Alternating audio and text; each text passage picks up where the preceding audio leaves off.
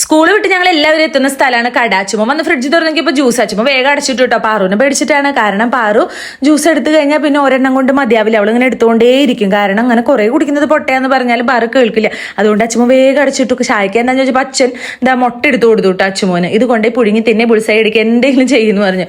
അങ്ങനെ ശ്രീജേട്ടന് ടാറ്റിങ് കൊടുത്ത് ഞങ്ങൾ പോവാണ്. അപ്പോഴാണ് പാറുമോൾ അവിടെ നന്നാക്കി വെച്ച് കൂർക്കൽ കളിക്കുന്നത് കേട്ടോ.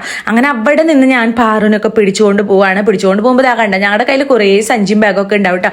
എൻ്റെ ബാഗ്, പാറുവിൻ്റെ ബാഗ്, അച്ഛൻ്റെ ബാഗ്, അതുപോലെ തന്നെ കടയിലേക്ക് ഭക്ഷണം കൊണ്ടുവരുന്ന സഞ്ചി, ഇതൊക്കെ ഉണ്ടാവും. ഇതൊക്കെ കൊണ്ടാണ് ഞങ്ങൾ പോവാട്ടോ.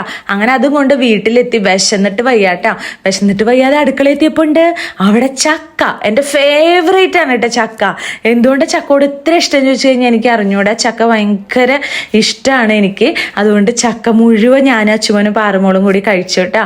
അങ്ങനെ ആ പൊരി ഉണ്ടായിരുന്നു. അങ്ങനെ അതൊക്കെ കഴിച്ച് വന്നപ്പോഴേക്കും ചായ ഉണ്ടായിരുന്നു. ചായയും കുടിച്ചു. അത് കഴിഞ്ഞപ്പോൾ അച്ചുമോൻ മുട്ട ബുൾസൈ ഉണ്ടാക്കി തന്നു കേട്ടോ. അച്ചുമോൻ പ്രൊഫഷണൽ ഷെഫ് ആണെന്നൊക്കെ പറഞ്ഞു ഇവിടെ ബുൾസൈ ഉണ്ടാക്കുകയാണ്. പക്ഷെ കുരുമുളക് ഇടാൻ മറന്നുപോയി. അവസാനം കുരുമുളക് ഉപ്പൊക്കെ ഇട്ട് അച്ചുമോൻ നല്ല ബുൾസൈ ഉണ്ടാക്കി തന്നു. അങ്ങനെ ഇതൊക്കെയായിരുന്നു ഞങ്ങൾ 4 മണിക്ക് കഴിച്ചത് കേട്ടോ.